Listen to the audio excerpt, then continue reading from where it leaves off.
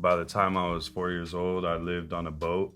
A boat? Yeah, I lived on a boat. Me and my dad were basically homeless. I lived in cars. I lived in the Salvation Army. When I was in the first grade, I was living in the Salvation Army, going to school, but coming back to homeless shelter. Wow. Really, another thing that helped me get sober is I saw the amount of money that I had sent my dealer. Wow. And it shocked me. Like, you could go like put the money sent to this person. Oh, you just looked at it and I was disgusted, bro. I was so disgusted. I just was like, oh, I'm a fucking knock. And once you cut out the fat and you cut out the garbage, then all that's left is like your purity and who you really are, that God made you. But you have to be like real with yourself and say, hey, I'm really fucking up. Like, I really have no standards here. I really don't have integrity here. And I can't allow that to keep happening. We're here for the introduction of In and Out. It's a movement to change the world. It represents all things and all of us at all times. It's about freeing ourselves of any prison. Welcome to In and Out Podcast, where I have dope conversations with incredible people who have been released from some form of prison. I am Eric Gerald, and today I'm talking with my guest, GP Butterfield, as he takes us along his amazing journey of overcoming the longest odds and achieving great success. What's happening? What's up, Eric? How are you? I'm doing well, my friend. I appreciate you for sitting down. I know you're a man of many hats, taking the time out to sit down with me and tell us a little about your story. Let the people know about the journey you've been on and how you overcome the struggles that you've been through and how you got to where you're at today. I want to give you an opportunity to introduce yourself. Tell us some of the things that you're doing, that you're working on, what you got going on, and we can get into our talk. Absolutely. It's an honor to be on here. Thank you. My name is GP Butterfield. I'm an artist, songwriter, content creator, business consultant. I also work with the In and Out podcast as creative director. So, I'm on the other side of the camera today. As a rapper, I have about 30 songs out, and I'm going to be dropping another like 250 songs this year. As a songwriter, I have placements with like 24 Hours, Supreme Patty. As an audio engineer, I have placements with artists like Iman Shumpert, the NBA basketball player. That's dope. Yeah, as a content creator, I've worked with like Dillard's, Atlanta Breakfast Club, a lot of companies, In and Out Podcast. So yeah, I do wear a lot of hats. I look at creativity as a medium, so it doesn't really matter where I'm being creative. I just thrive in my life being creative. Doesn't matter. You could have me work on your business. You could have me work on your podcast, on your music. So I kind of just get in where I fit in. And that's pretty much like the basis on what I do. That's dope. You said a lot. You do a lot. So have you always had like that creative gene in you? Have you always wanted to be involved in the total all-encompassing entertainment industry, I guess, to some extent? Or where did that come from? Yeah, I think I can remember being in elementary school writing poems from my bitches. You know what I'm saying?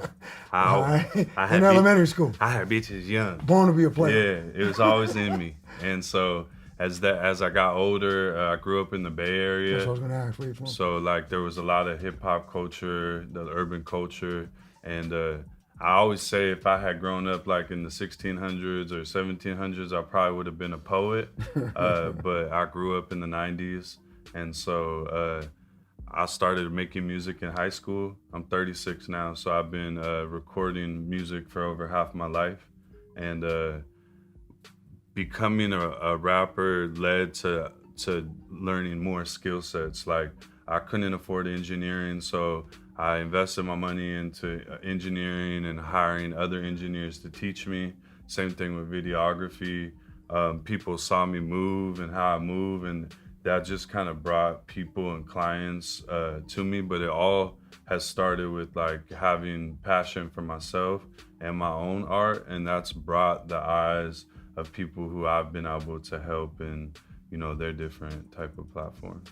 That's dope. That's dope. So you said you couldn't afford certain things when you were younger. What type of background, did you grow up in?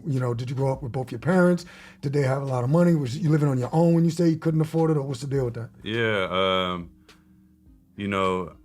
I think I was part of an episode with you as a content creator, and I listened to one of your guests describe not tying your identity to your upbringing, but I think I had a lot of poverty growing up. By the time I was 4 years old, I lived on a boat. A boat? Yeah, I lived on a boat. Me and my dad were basically homeless.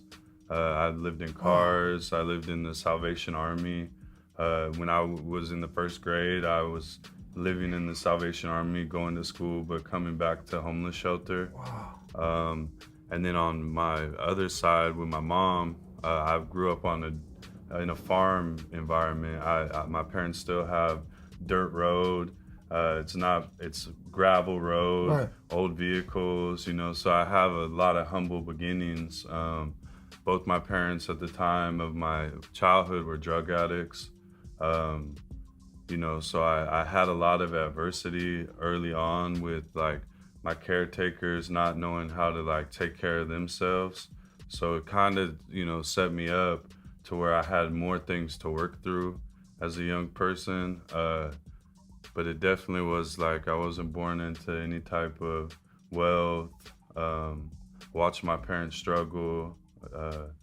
As I've gotten older, it's got better for them. They got clean, and so it's like a privilege to have the contrast in life to where I know what it's like. I remember at that era when I lived in the Salvation Army, my grandfather was a Air Force colonel and a successful real estate agent, and he lived in a place called the Manhattan Village in Manhattan Beach, where his next door neighbor was like Michelle Kwan, the figure skater. I don't know if you remember Jeff Hostetler. Of course. Giants fanatic. Yeah, Jeff Hostetler, when he was on the Raiders, lived on football fanatic. The street next door, and so I went and got my Raiders jacket signed by him. But then during the week, I'm living in a homeless shelter. So it's like early on, I got to see a contrast of people doing really well for themselves, and then also people doing not so well for themselves. So I think it gave me kind of an advantage to be able to blend in with different types of people. And then growing up in the Bay, I moved there when I was 10. It's so diverse. I got put onto the culture. I got put onto having, a broader respect and love for like all cultures and all nationalities. And that's been just such a vital tool that has opened many doors for me, where other like Caucasian people might not get the same opportunities that I'm getting inside of the urban culture and the music industry. And I not blame it, but I credit my upbringing, my humble beginnings to why I have like a temperament that is loving and accepting of all different types of walks of life. That's dope. I want to back up to when you said you was living on a boat. Yeah. Homeless. You lived in cars with your dad. Yeah. How old were you then, and where was your mother at that time period? My mom had a traveling job. Okay. So your parents were still together? No, they divorced when I was 1. Oh, okay. So my whole life, my parents were divorced. All right. And my mom had a traveling job that would make her leave for 3 months, 6 months at a time. So there was a lot of periods of time where my dad was my caretaker, and I was 4, 5, 6. So some of the earlier memories and how that all came about is my dad is a Vietnam vet. Okay. And he had epilepsy. So I remember we had a cool situation, but he started having epileptic seizures when I was like 4 years old, and he had to move into the city, be closer to get health care and be closer to hospitals. And so between that and drug addiction and not being able to keep jobs and stuff, just kind of put a little hiccup in his life and in my life. And I did spend time with both parents, and my mom was much more stable, but my mom was like a functioning drug addict. She worked for corporate America, but used crystal meth, you know? Wow. Yeah, so it didn't affect her life where she lost everything, but there definitely was some type of pain and drug addiction going on. And it wasn't until I was in middle school or high school that I started to see my mom at least like really change her life. She lost 100 pounds. She got into yoga. She got into all these like healthy lifestyles. So my mom is a big influence on my perspective and my belief in God and my outlook on life through positivity. And on one of our episodes, the same guest I'm talking about, I try not to live in my suffering. I try not to like stay in that place. Like just because it was hard or just because it was bad, I tried to rise above it and have a loving perspective of myself and others and my experiences.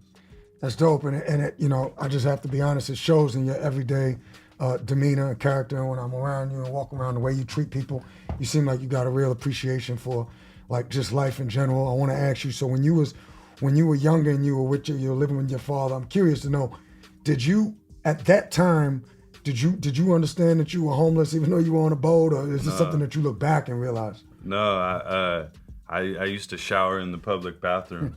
You know how they have like the beach bathrooms? Wow. He used to wait for me at the door. You just figured this is how I shower? Yeah, I just didn't know. Wow. I didn't even know about the homeless shelter. I thought it was cool because like the chefs would let me come make my sandwich and they would give me an extra candy bar, and I would go to school with my brown lunch. But I ain't even put two and two together. I felt special that I was getting to go in the kitchen and make my own sandwich with them. Wow. So I don't think I really realized it until I was in high school that poverty was a thing. Right. Yeah. Like, yo, I'm actually very poor. Yeah. I don't think I recognized it. Wow. Yeah. Yo, so that's a dope disposition that you have, because earlier you just said that, and I admire this in you, and hearing you verbalize it and communicate it. You said that it was a privilege, that you look at it now, that it was literally a privilege to having gone through the challenges that you went through growing up. Where does that thought process come from? Did some of that come from your mother? I know you said your mother, you credit her with like a lot of your character. Yeah, I think a lot of my outlook on life came through the hardships.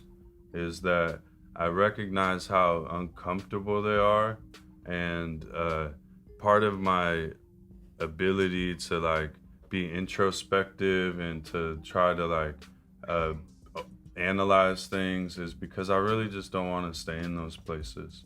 I think that the suffering in itself, the hardships in themselves, has molded me forced me to go beyond that, to force me to like let that not be my narrative. Like just because I started off poor doesn't mean I'm gonna end up poor. Just because I struggle with something doesn't mean I'm always gonna struggle with it. So I think in my early 20s, my mom's perspectives on love and being connected and in tune with myself really did start that journey for me, where as she, like I said, my mom lost over 100 pounds, got clean. Like some of that experience, I think like rubbed off on me, where it's like those tools that she was gaining, she was able to pass them on to me. And then, you know, from as early as I can remember, I was outside. 6th, 7th grade, I had a skateboard, a bike. Like I just was outside. My dad wasn't so present in the sense of he kept food on the table and he kept the roof over my head. But the guidance and the lessons that I learned, they came from other people's parents. They came at school. They came from mentorship. You know, my mom, until I was in my late 20s, was a phone relationship. Wow. I lived in the Bay. She lived in LA. I would see her maybe 2 times a year. So most of her guidance when I was young was really just like phone support. It's from a distance. Yeah. So yeah. Wow. So when you were in high school and everything, it was just you and your dad? Yeah, just me and my dad. I had the choice to choose, and in the 5th grade, I chose my father. because I lived in a small Hispanic town outside of LA here. And in 5th grade, I've been in like 10 fights in like a very short amount of time. And there was not the discipline that my father provided me. My father was like no nonsense, his way type of thing. And I knew even as a young kid that was what I needed. Like I couldn't just be left alone and be in a place where, you know, in a small Hispanic town, like my brother's graduation, there was only 11 white kids. Wow. So it was like being a minority in a sense. Right. Now I know more about society and the world. I want to consider myself like a minority. Right, no, I get it. But at the time. Yeah, and then I moved to the Bay, and the Bay's so gamed up, and there's Asians and Indians and black people, white people, Mexicans, like a lot of my culture and seasoning came from living in the Bay Area and from San Jose. Yeah. How old were you then when you moved to the Bay? 10. Oh, you were 10. Okay, Yeah, so I lived in the Bay from 10 to 28. So 18 years of my life, like my becoming a man and my adolescence and shit was all. What was your formative years? Yeah, and then what also I talked about contrast, I went from being a dirt road country kid to living in the city. So there's another layer of contrast that has set me up to have compassion and understanding for different walks of life. Wow, sounds like all of that, those experiences kind of gave you the tools to be able to move seamlessly in and out of many different situations and the different type of people and being able to relate with with all different type of people from different walks of life. So when you were in high school, did you play sports or anything in high school, college, or tell me about that? Yeah, I played football. I was like I was the best linebacker in my league. I made all mid-peninsula. I played in the high school all-star game. I was very athletic. I played high school basketball too, but I just was a bully. I wasn't really that good at basketball. I get rebounds and like foul out every game. You were the enforcer. All right, that's what's up. Dennis Rodman of the team. Yeah, but I played sports and that did keep me out of a lot of trouble. I was gonna ask you that. Like for example, I had a friend from my neighborhood in the 9th grade. We from the same neighborhood. He got kicked off the football team. He got into smoking crystal meth in the 9th grade, and he got kicked out of school. And it was like, for me, it was like kind of, and he became later to get clean and make a lot of money. Like, but I use him as an example of what sports did for me. Is like it literally kept me out of trouble in a way where like him not having sports after school, he's left to like whatever people who don't have shit to do. Start hanging out with the wrong crowd and stuff like that. So sports definitely impacted my life. And I was in this program in high school called AVID, which is like advancement via individual determination. And it's a program that some schools have that's set up for minorities and low-income students. And like they teach you how to take the SAT. They teach you how to take notes. And it was a program I took for 4 years, and I had a mentor named Miss Duffy, and like I was on reduced lunch. She would give me my 40 cents every morning to go pay for my lunch and shit. Wow. So like I had good people guiding me the whole time. And at the time I didn't know my dad still used drugs, but my teacher must have known. Your teacher knew. Yeah, she just took to me, and she spoke about my father in a way that I didn't recognize him as. And I just found out last year my dad had a methamphetamine addiction until I was about 22 or 23. So like as I was growing up, I didn't know he was on drugs.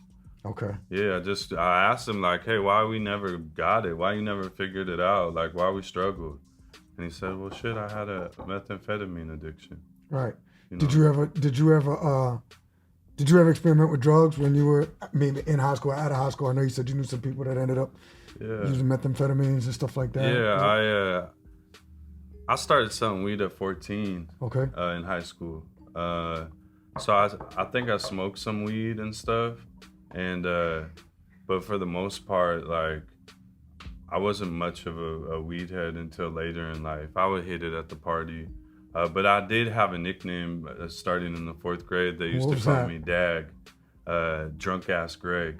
And Wait a minute, in the 4th grade? in the 9th grade, In the 9th 14. grade, 14. Yeah, I started getting blackout drunk. Oh my I would God. throw up, or I would do stupid shit, or jump in the pool, or just do some stupid ass shit. And so I started having alcohol issues early on.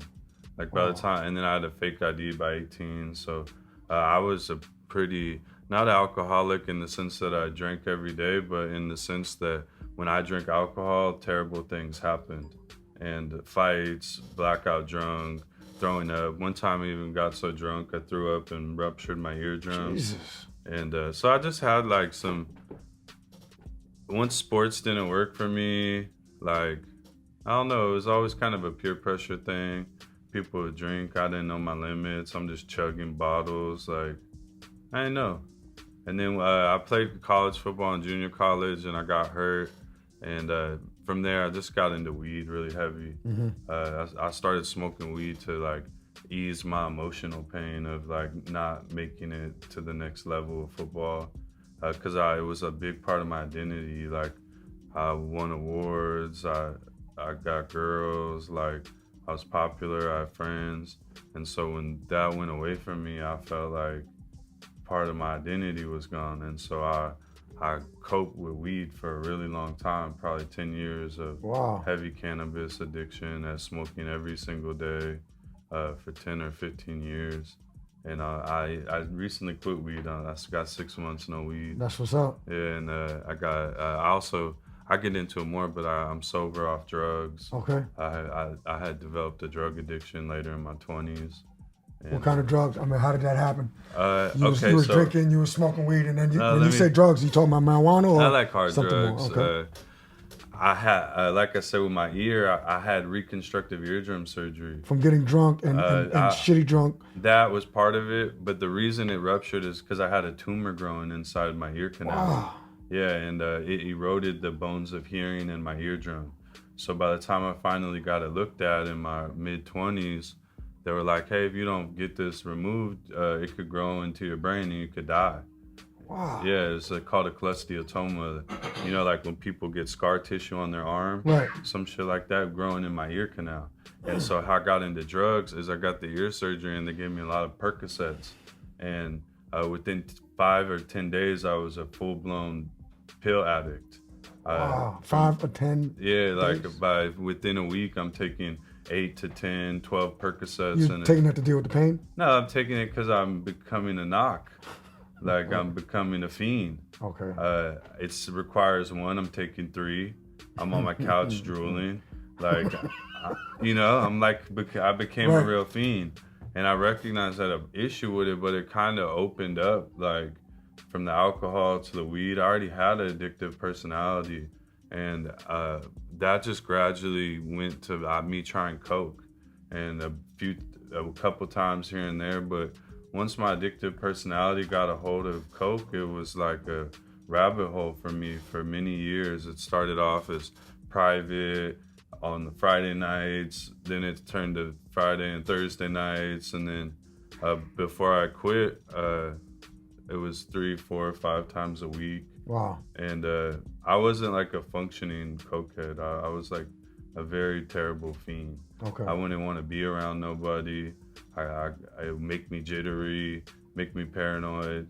And my friend Chips died during COVID off, someone gave him some bad coke and he died. Wow. And I think that was like my first time I was like, hey bro, if I don't figure this shit out, I'm gonna buy some bad coke That too. could end up being you. Yeah, and that was like a really big determining factor on starting to get clean. It wasn't easy, but yes.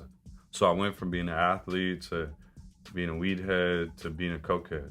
And it was really like, it affected my relationships, it affected my money, it affected my entire life. And so, now I've worked through these things and I've processed it, and I've decided that a sober life is just a life that I want to be a part of. Still drink every now and then, have a mixed drink, but I don't really, it's important for me to keep my sobriety.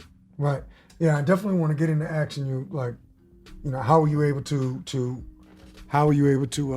get in, how were you able to get sober, and, what was that like going through that whole process? But I also want to ask you, during that whole period of just getting high and being reckless with your behavior, you said it affected your relationships. Were you doing music at that time? Were you doing, Yeah. What else were you doing? I was doing music. I had a music studio. I had already started to become a songwriter. I think where I first got into it with coke, it was I had a child, and I was so disappointed in the relationship with the child's mother that it was kind of more like an escape from my emotional pain. And so you were disappointed in the relationship you had with the child's mother? Yeah. Do you think drugs or alcohol played a part in that relationship not being the best relationship? Yeah, absolutely. I think that it lowered my tolerance for acceptance of other people. Yeah, I was more angry. I was less willing to be loving, and so that happened, and then it just was like a downward spiral for me. I still was working, but I wasn't using and working. I would use and need 2 or 3 days to recover, and then once I wasn't using, I could go to the studio. Okay. But it wasn't like I was in the studio using, right? Because I was it completely annihilated my productivity, my self-esteem, my abilities, my cognitive skills, just was not a good thing for me. Right. Yeah. And how you have one baby with? I got another baby. So back to how I got clean. I moved to Atlanta. I was almost clean. Like I had a year where I used like 2 or 3 times. It was very little.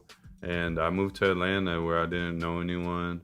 I knew one person that had a place for me to live. Why'd you move to Atlanta? My second baby moved to Charlotte. So my youngest child moved to Charlotte. And I didn't really like Charlotte's vibe all the way like that. But I loved Atlanta. I was like, oh, this shit lit. And then I had some clients from LA that lived in Atlanta. So I just kind of followed the money. Like They come in to spend with me. They were spending big PPP money on that studio shit. I was getting money with them. Right. So I was like, oh shit, I'm gonna follow the bread and follow my kid. And so I moved out there, and that's how I got sober. I rented a basement, and I pretty much sat in the basement for a year straight. I did gigs and stuff, but I didn't go out.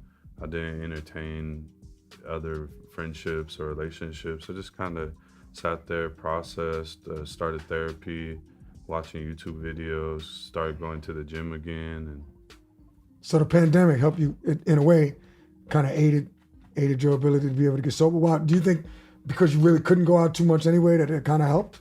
I think at first it didn't help. Because in Atlanta you could go out, right? Well, Atlanta was wide open. Yeah, I was there a little after it. Right. But the pandemic didn't help me get sober. It actually made my drug addiction more hidden, because I didn't need to pop out. I didn't need to be seen. I could just stay in my room and do drugs.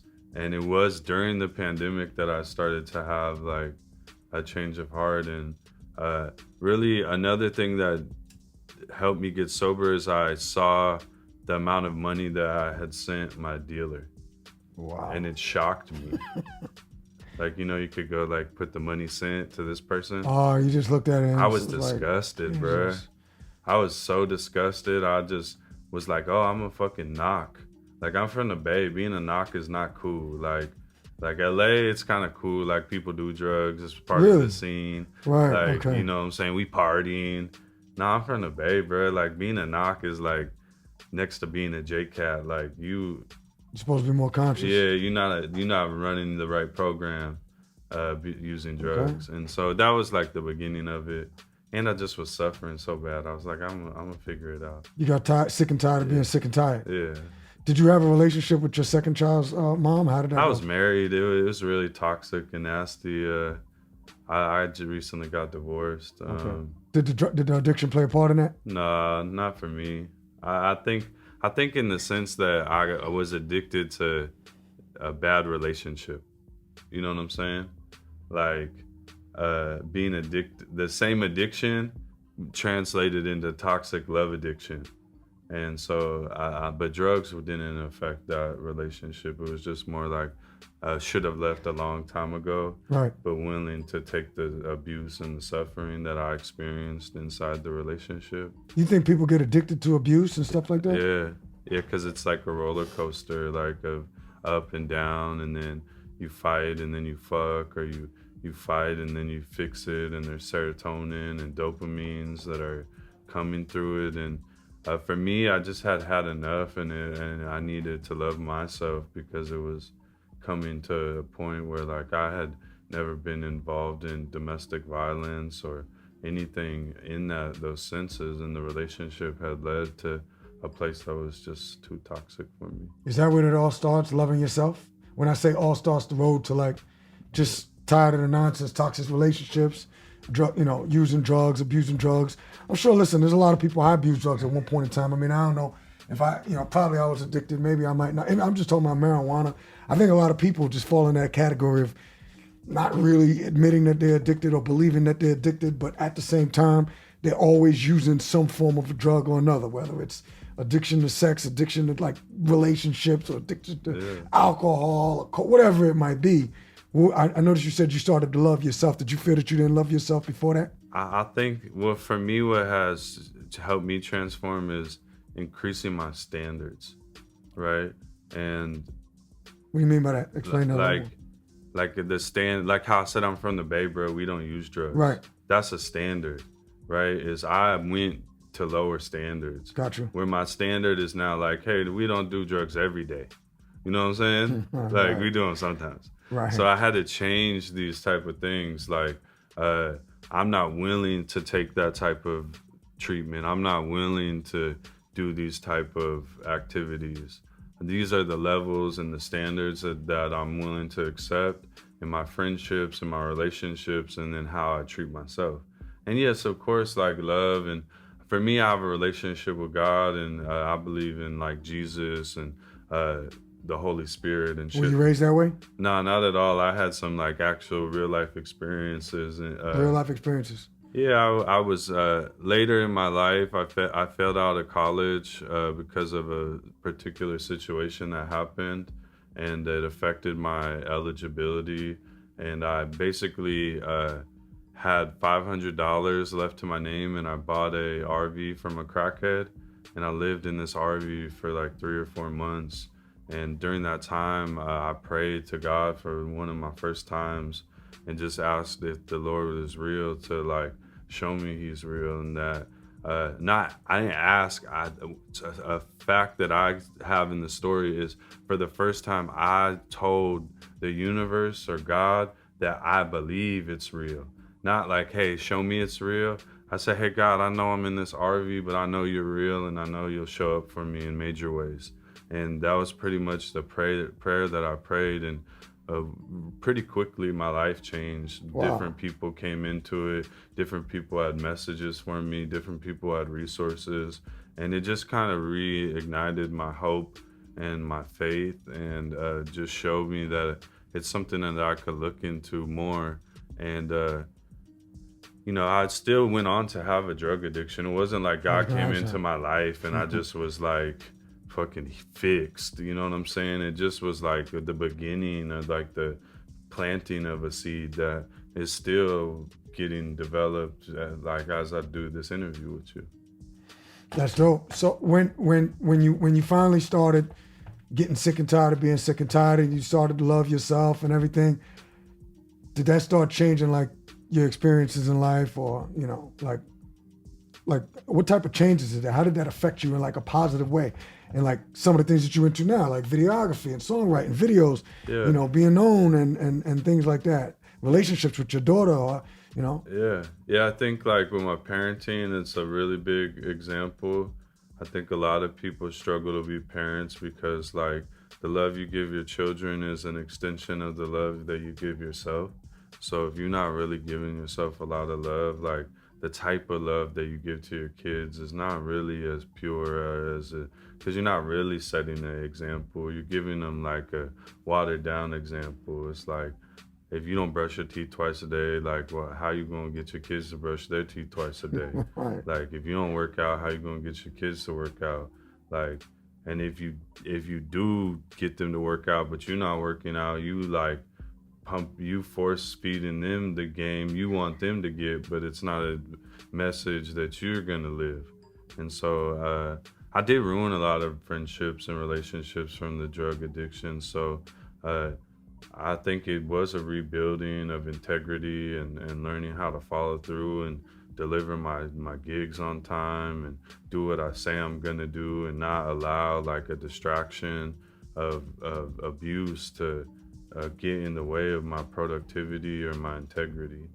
And so I think that that's probably where I've seen the most change, is that once you're prepared, like the right customers come, the right relationships come. Like if you're not attracting that and you're not putting out that you're ready for these things, you're really just gonna get it and fumble it. And so for me, like I work really hard at maintaining my friendships, maintaining my relationships, working on my co-parenting, working on my fatherhood. Like if I don't work on it, it doesn't really grow like that. Those sound like tangible steps that you were taking. Did you have to change the people that you hung around? Did you notice that maybe you had to like remove yourself around some of the friends that you had, the relationships that wasn't ruined? I know you said you ruined some relationships, but like the people that you were hanging around when you were doing drugs and everything, did you change the people that you were hanging around? I mean, I know you moved to Atlanta, absolutely. But the type of people. That was part of the reason, is because I just still had access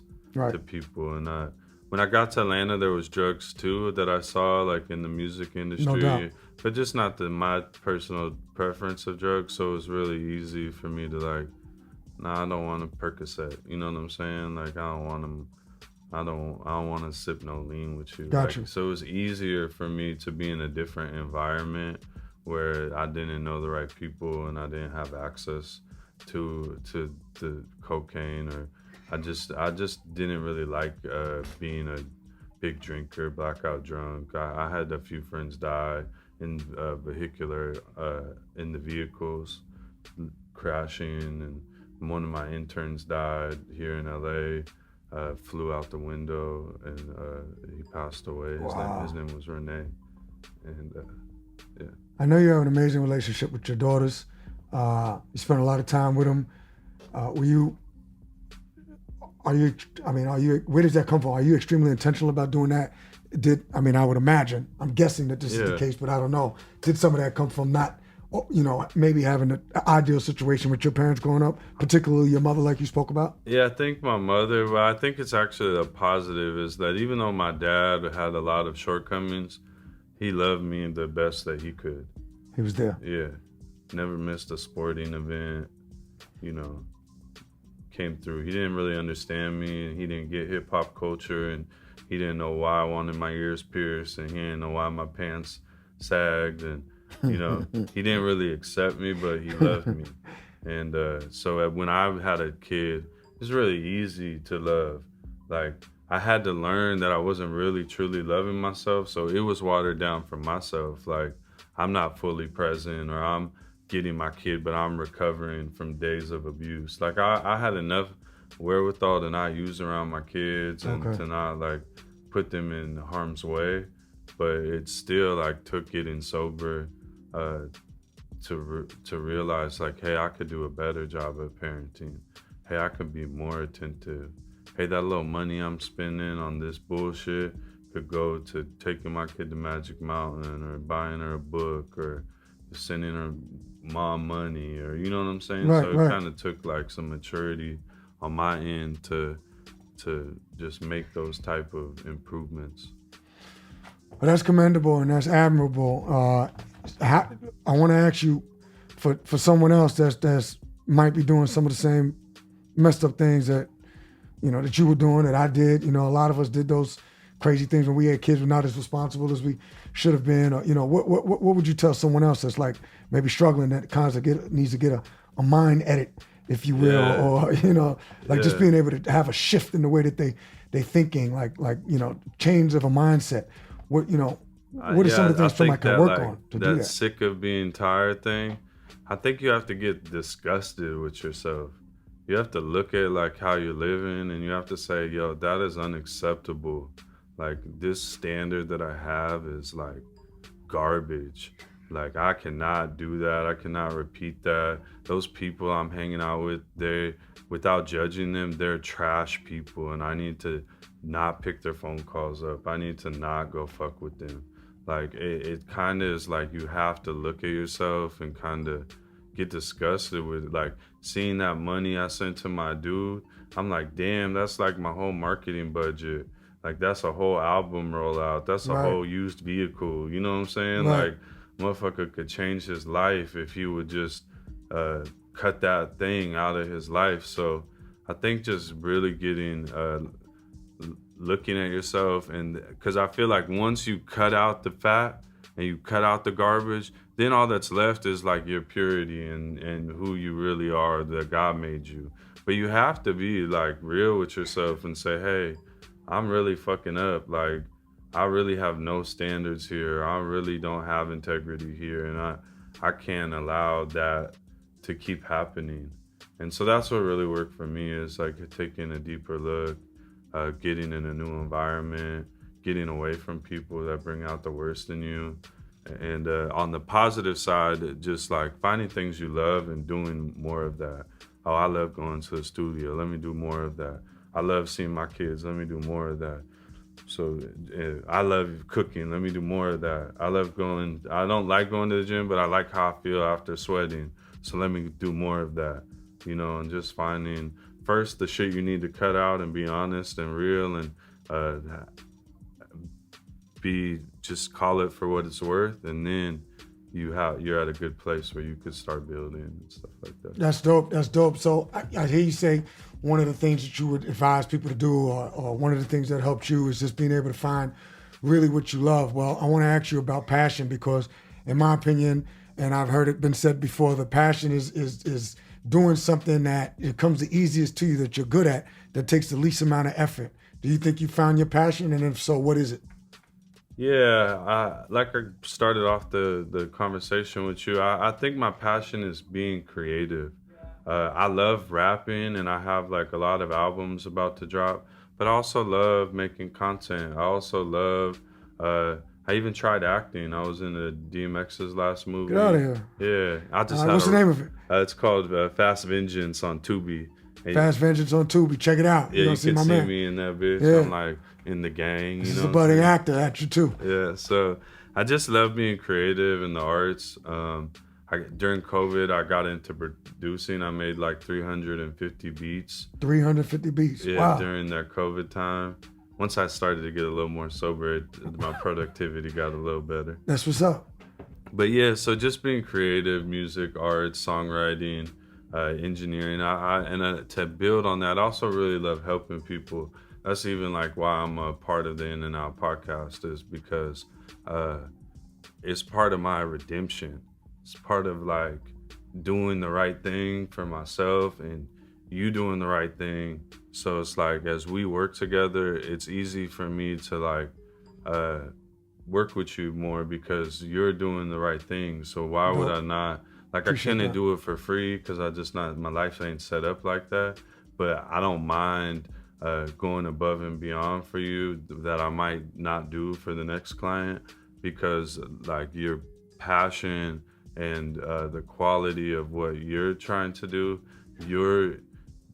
this is part of your redemption too, of what you went through to society, what you think these guests on the show, this is part of their redemption. And so like for me, it's just like being living in my redemption of like, hey, my story ain't done. This shit ain't all bad. This shit is getting better. That's right. You know, so it's kind of what I got on that. That's right, brother. Yeah, the story ain't never all done. As long as you got breath, air coming through your nostrils, you know, you got life, you got another chance. And if you're doing something that you love and you impacting others, I mean, we all got to make money. I mean, let's just keep it real. So, you know, that's, everybody could understand that. But when you're doing something that's impacting others and you're helping people and you're doing what you love, then it just makes it that much easier to do it and to do it well. With that said, you have something else. I don't know if you want to talk about that now, but I know you you're attempting to do something that's never been done before. Are you releasing something? You want to talk about that? Or what's the deal we can with talk that? about it. All right. I mean, I could be wrong because I might not have got the right information yet. But I'm looking at. I have 35 albums or projects I plan on dropping in one day. I'm pretty sure it might 35. Be like a Guinness World Record. Right. It's really hard because when you go to Guinness World Records, there's like 15,000 records, and they don't really let you like filter and sort them out. But as far as I've seen so far, there's no one as comparable as that. So dope. There is people putting out, like one guy put out a CD with 1,000 songs. Okay. So I can't really compete with his shit. Right. But I might be in the running for packaging it different. So yeah, I produced. During my drug addiction, if I wasn't using, I was creating, but it affected my confidence to the point where I didn't really like go for it. So now I'm sober. I put all this work in. I'm ready to share it with the world. I'm ready to let them hear my message, let them see my talents. And so yeah, I'm gearing up. I spent all year mixing the songs, making videos, making content. And so, 2024, I'll be rolling a lot of this stuff out. And then, I got some placements with my music and TV shows and movies. So I'm just going to explore more of that and getting my catalog licensed and putting some situations together for myself. That's dope. One last question. Do you find that your music was affected anyway? Was you more creative when you was using drugs? I hear people say sometimes they use drugs because it makes them more creative, and I'm not here to judge anyone. Maybe it's true, maybe it's not. I don't know. But for you, is your music just as good? Are you more creative, or what's the quality of music that you're making now that you're not using, but you're still making music? I think that the quality is the same, because the thing with me is I was such a knock that there was no music made during drugs. Okay, all right. Like I couldn't do drugs and go make music. All right. I was making music on my off days, so to speak. Right. You know what I'm saying? Recovered. Yeah, once I was in a better headspace. And I mean, my music has gotten better over the years, but I think that's more of a repetition thing. Right. That's more of a like, hey, year after year, I'm learning new techniques. I'm learning new parts of the art that maybe 5 years ago I didn't know. But as far as like my theme and my sound, it's been pretty consistent. So by the time people get my music, they're probably not going to know all of that backstory. It's just all going to sound like one nice body of work from a rapper. But there was a lot of different phases of creation for me. But I don't think they'll be able to tell in the sense of the music. Maybe now a little bit more of my message has changed just a little bit, where I want to be more, I want to inspire more versus like glorify and talk shit. I want to like put a little more message of hope for people, a message of redemption, a message of change, a message of, instead of glorifying this thing, I want to say, I did this thing, but now I do this thing. Right. And so I think there will be probably more of that theme in the music that comes later in my career. But yeah, like smoking weed, I don't think it made it better or worse. I smoked a lot of pot. Right. Yeah, but yeah, right now I'm off that. How strong is the messaging? What part of a role do you think messaging plays in your music? How strong of an influence is that on people? And what would you say? I know you just said you're trying to be more positive and everything, but speak a little more about like messaging in general. Like if you was to for me personally, I feel like God creates a platform for me to share the word of salvation, of hope, of change. And so I think that I'll probably stick with my personal type of messaging because I want to be a voice for people out there. I remember being really sad and depressed. I didn't talk about it, but I had suicide type of situations a few different times in my life where I remember like music being what saved me. Like in college, I wanted to kill myself and I loaded my roommate's gun and I put it in my mouth. Wow. Yeah, and this song came on Pandora and it was like a Wale song. And one day I saw Wale at Chick-fil-A and I said, yo, Wale, bro, you saved my life. not like a super fan of your music or groupie or nothing, but I appreciate you. And so I think there's a lot of people in this world suffering. So I hope that like my message could be something that people that are hurting and people that are struggling or relate to music. I hope some of the stories that I tell in my music or that they hear when they hear my story, that can just kind of inspire them to keep going and find a faith in God, find love for themselves, and just kind of progress like that. Wow, I know we didn't touch on it, but since we did bring it up, I know you just said what you said. But did you ever struggle with depression? Yeah, I personally probably still struggle with it. Okay. To be honest with you, Eric. And what do you do to overcome that? And what could somebody else do? Gym, diet, passion. I have a great girlfriend. I love all my kids. Through doing the podcast, I also use perspective. All right. While I may be suffering or in pain, my suffering is nothing compared to like Jesus, who died of sinless, or nothing compared to somebody who's spending 40 years in prison for a crime they didn't commit, or nothing compared to somebody who saw someone get killed right in front of them, or you know what I mean, just tons of reflective thinking to where, you know, my issue ain't really that bad. Like, what I'm sad because my baby mama don't let me FaceTime my kid. You know what I'm saying? Like, that's a suffering of that I have to be okay with. It's like, hey, well, all I could do is try to get my bag, and one day some shit gonna be a little different for me. Right. But can't sit here and be sad every day. I can't. I talked about redemption. Contamination is what a lot of people fail in, is they contaminate it. They look at how bad it is. They look at how fucked up it is. They looked at how it used to be good and now it's bad. And they literally like projecting negativity. They're growing negativity. They're making their depression worse.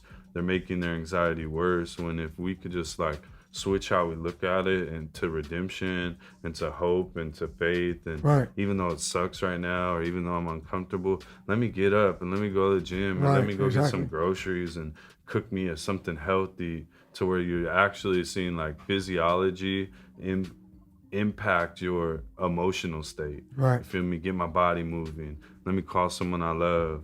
Let me pray. Let me watch some shit on YouTube. Like, using action to like kind of, you know, beat it. Yeah, I'm glad you spoke about perspective, and you know, we got to wind it down, but the perspective is so important, because I feel like a lot of times people, just like you hit on, you know, people might be looking at, you know, whatever circumstance they're in right there is not going to define them. You know, the sun is going to rise. You're always going to have another chance when a new day comes. And also, instead of looking at things from a, you know, it could be better point of view, I think people need to also look at things from a, it could be worse. And once you start recognizing that and realizing that, it's like you said, it's just a shift in how you look at things, and things could slowly, incrementally start getting better for you. With that said, man, you said a lot, you shared a lot, you taught us a lot, you've been through a lot, you've come a long ways. If there's, you know, something that you could say in closing about, you know, what you expect to do, even though I know you already talked about some of the things that you have coming out, like the dropping the 350 songs and the 35 albums in one day, which might or might not be a Guinness Book of World Record. It doesn't matter if it is or it isn't. One way or another, it's a significant achievement, and we look forward to it. But give people, just drop some jewels on the people, drop some knowledge so people can hear it. Let people know where they can find you. Let people know how they can reach out to you. Yeah, so it's your boy GP Butterfield. I'm on the In and Out podcast with my boy Eric Gerard. I'm very grateful. It's an honor to be on a part of this community, part of this team. Really, what I want to leave with you guys is it's not how you start, but it's how you finish. It's not over for you. You have hope. You have breath. You have an opportunity.